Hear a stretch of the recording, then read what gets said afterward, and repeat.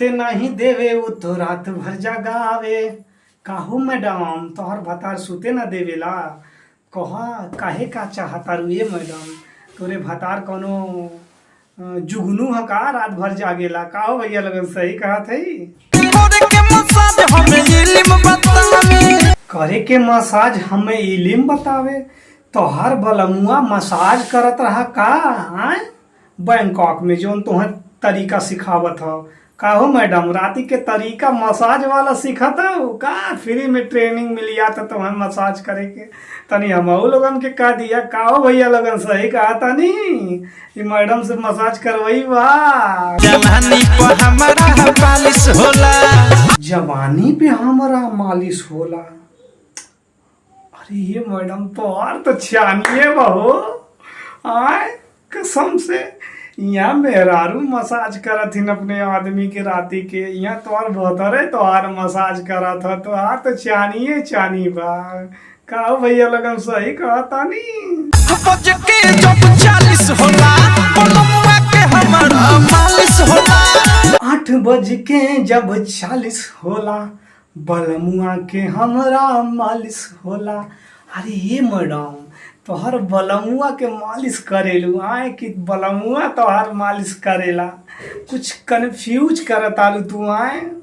एक तरफ कहा तारू बलमुआ हमके मसाज करेला और एक तरफ कहा तू बलमुआ के हमरे मसाज होएला। 8 बज के जब 40 होला मैडम तनी खोल के बतावा कहाँ कहाँ मसाज होला? भैया लोगन जाने खातिर बेकरार बाड़े। कबो बैठा के कबो उठा के, कबो बैठा के कबो उठा के। अरे मैडम काहे का चाहलू? कबो बैठा के कबो उठा के, कबो डॉगी स्टाइल में कबो घोड़ा स्टाइल में। ये तो सुने रहे बैठा के उठा के। हाँ ये हमारे यूपी बिहार के लोग ऐसे करेले बैठा के उठा के। हम तो भुला गए नहीं यार।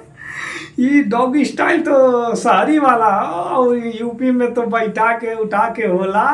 ऊकी अरहरी में मैडम मतलब वो वाले फीलिंग से निकले ना चाहता नहीं। बलमुआ हो तो बेडे पे होला।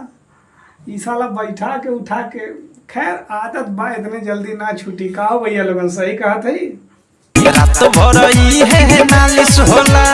रात भर इहे मालिश होला। अरे ये मैडम ये बतावा चला तोहार मालिश करेला बलमुआ तू ओकर करेलू कौनो बात ना।